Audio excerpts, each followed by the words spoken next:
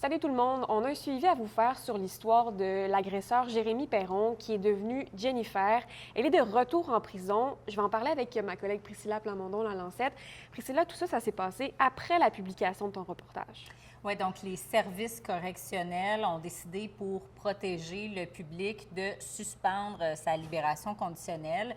Une révocation, ça arrive quand le risque de récidive d'un délinquant augmente puis que ça devient impossible à gérer pour la population et lorsqu'il y a un bris de condition. Et dans ce cas-ci, Rosalie, le délinquant devait signifier toutes ses relations sexuelles ou amicales, peu importe le genre de la personne. Oui, puis justement, il y a une femme qui t'a écrit, qui t'a donné un témoignage qu'elle avait eu des contacts avec Jennifer Perron via une application de rencontre.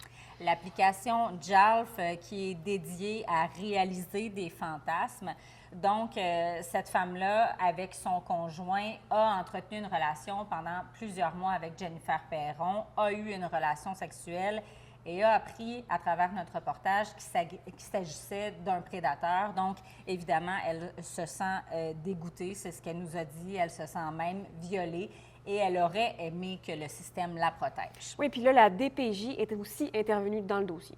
Oui, donc avant le retour en prison, la DPJ est intervenue pour assurer la sécurité d'une mineure qui faisait partie de la nouvelle cellule familiale de Jennifer Perron. Mais on a aussi appris qu'il y a des questions sur le registre national des délinquants sexuels parce que c'est le fardeau des délinquants libérés de mettre à jour leurs informations comme un changement d'identité sexuelle ou le changement de prénom. Et ça n'aurait pas nécessairement été fait alors que les services correctionnels, eux, étaient au courant. C'est vraiment toute une histoire, puis on a tous les détails dans ton article qui est sur l'appli Info. Merci.